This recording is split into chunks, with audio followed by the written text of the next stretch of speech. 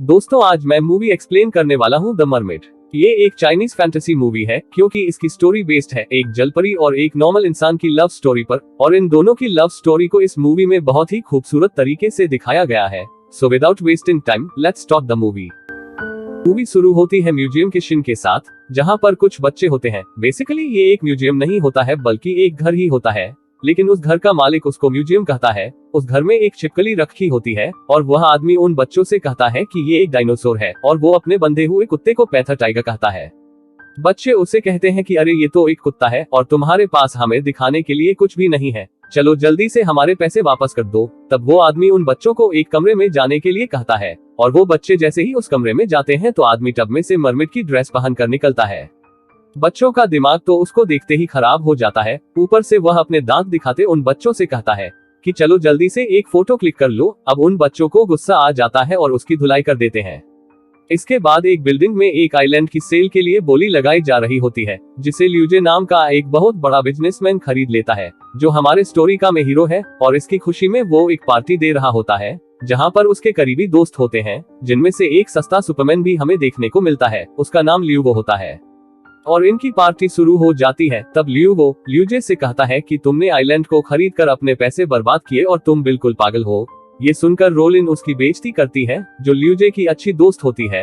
ल्यूवो अपनी बेइज्जती होने से नाराज हो जाता है और वो अपना सस्ता सूट उठाकर वहां से जाने लगता है। तभी ल्यूजे एक बोतल उठाता है और वो जैसे उस बोतल को खोलता है, उसका ढक्कन निकलकर ल्यूवो के सूट के ऑन वाले बटन पे लगता है, जिससे उसका सूट स्टार्ट हो जाता है और वो मधुमक्खी की तरह से उड़ने लगता है।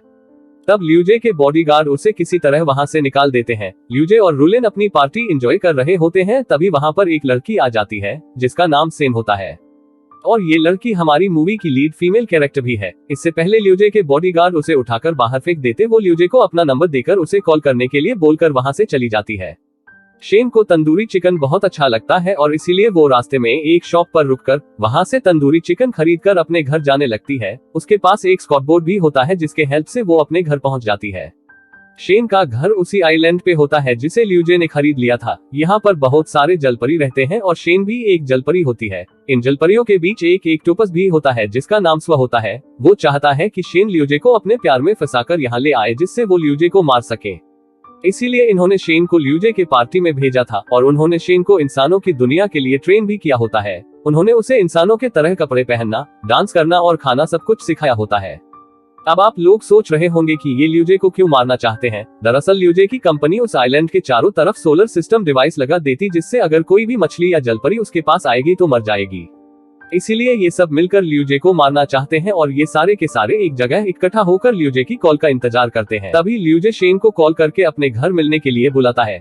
ये सुनकर ये सभी खुश हो जाते हैं और ल्यूजे को मारने की प्रैक्टिस करने लगते हैं, और वह सारे के सारे एक रूम के अंदर छुप जाते हैं ताकि जैसे ही शेन ल्यूजे को लेकर आए वो उसे मार सके।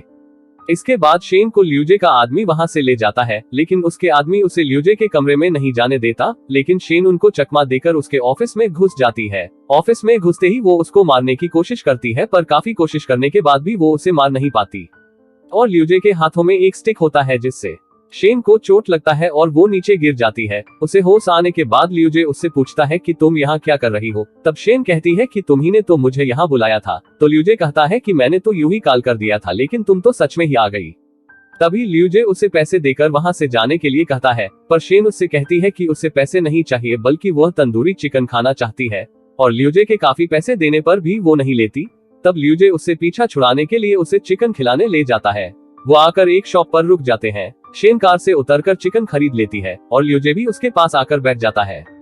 शेन उससे कहती है कि क्या तुम नहीं खाओगे, खाकर देखो ये बहुत ज्यादा टेस्टी है। ल्यूजे उससे कहता है कि नहीं, मैं बाहर का नहीं खाता, और ये शॉप तो 3 स्टार भी नहीं है। पर थोड़ी ही देर बाद वो चिकन पर टूट पड़ता है और काफी सारी प्लेटें खा जाता है। वो शेन से कहता है कि आज मुझे मेरी माँ की याद आ गई, और वो रोने लगता है। खाना खाने के बाद वो शेन को एक ब्लैंक चेक देकर कहता है कि यह लो और जितने चाहे पैसे भर लो। ल्यूजे शेन को वो चेक देकर वहां से चलने लगता है, लेकिन जाते हुए जब वो पीछे मुड़कर देखता है तो शेन उस चेक को आग के भट्टी में फेंक रही होती है। ये देखकर ल्यूजे उसके पास आ जाता है और उससे पूछता है कि आखिर तुम क्या चाहती हो। शेन उससे कहती है कि मैं बस एक नॉर्मल सीधी सी लड़की हूँ और मैं तुम्हें पसंद करती हूँ। उसके बाद वो दोनों उस शाम बहुत मौज मस्ती करते हैं। वह दोनों झूला झूलते हैं, एक साथ गाना गाते हैं और काफी जगह पर घूमते हैं। इसके बाद ल्यूजे शेन को छोड़ने उसके घर आता है। वह दोनों उसके घर के सामने खड़े होते हैं। शेन अपने घर के दरवाजे पर खड़ी होकर उससे पूछती है कि अगर तुम्हारी जिंदगी का केवल 1 मिनट बचा हो तो तुम क्या करोगे। लियूजे उससे कहता है कि मैं उस 1 मिनट में केवल तुम्हें ही देखना चाहूंगा। वो उससे कहता है कि तुम उन इंसानों में से हो जो दिल को नहीं बल्कि आत्मा को छू लेते हैं। ये सुनकर शेन अपने घर के अंदर घुसकर दरवाजा बंद कर लेती है और वो लियूजे को वहां से जाने के लिए कहती है। लियूजे अपने घर चला जाता है। दरअसल शेन अगर लियूजे को अपने घर के अंदर ले जाती तो उसके दोस्त उसे मार देते, जो पहले से ही उसका इंतजार कर रहे होते हैं, क्योंकि अब वो लियूजे से प्यार करने लगती है और वो अपने दोस्तों की जान बचाने के लिए लियूजे को मरता हुआ नहीं देख सकती। और इसीलिए वो स्व से भी कहती है कि वो लियूजे के साथ झूठा प्यार का नाटक नहीं कर सकती। तभी उसे लियूजे की कॉल आती है। वो शेन से कहता है कि तुम जल्दी से तैयार हो जाओ, क्योंकि थोड़ी देर में मैं तुम्हें लेने आ रहा हूँ। लियूजे शेन को अपने घर ले जाता है और यहाँ पर स्व भी एक वेटर बनकर वहाँ पर पहुँच जाता है। लियूजे स्व को देखकर कहता है कि ये कौन है। शेन लियूजे से कहती है कि स्व मेरे अंकल हैं।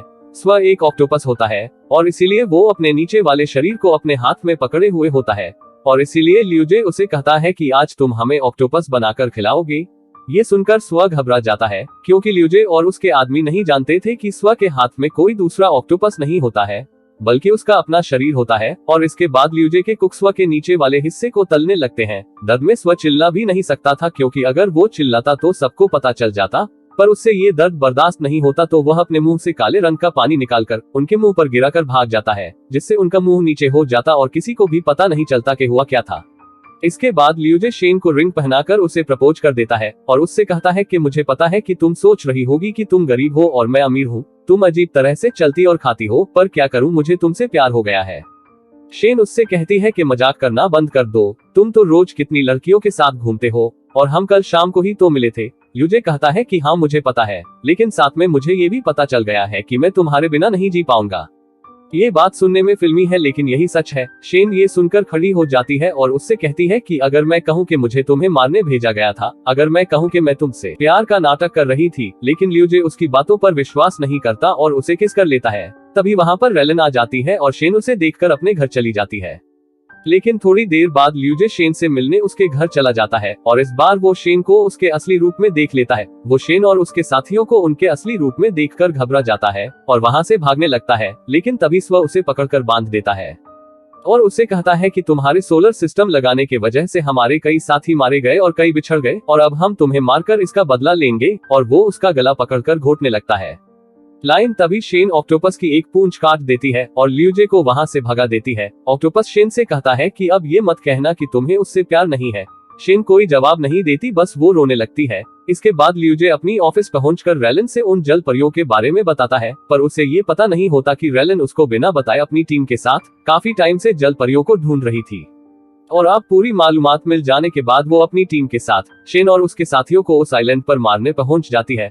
लियूजे उसको रोकने की बहुत कोशिश करता है, पर वह नहीं रुकती और उसके सारे आदमी उन सभी को कैद कर लेते हैं और उन पर अटैक कर देते हैं। वो लोग पकड़कर उन्हें मारने लगते हैं, लेकिन शेन उनके हाथ नहीं आती और वो पूरी कोशिश करती है उनसे बचने की, लेकिन ये काफी सारे आदमी होते हैं, इसीलिए वो उसे भी पकड़ लेते हैं। लाइन शेन की ग्रैंड मदर अपनी पूरी पावर का यूज करके उन सभी आदमियों पर अटैक कर देती है और शेन और बाकी जल परियों को वहां से निकलकर समुद्र में जाने के लिए कहती है। वो सारे वहां से निकलकर समुद्र में भागने लगते हैं, लेकिन वह लोग शेन को तीर मार देते हैं। तीर लगने के बाद शेन बहुत पेन में होती है, लेकिन फिर भी वो भागती रहती है, पर वो आदमी उस पर मिसाइल से हमला कर देता है, जिससे शेन समुद्र से बाहर निकलकर धरती पर गिर जाती है।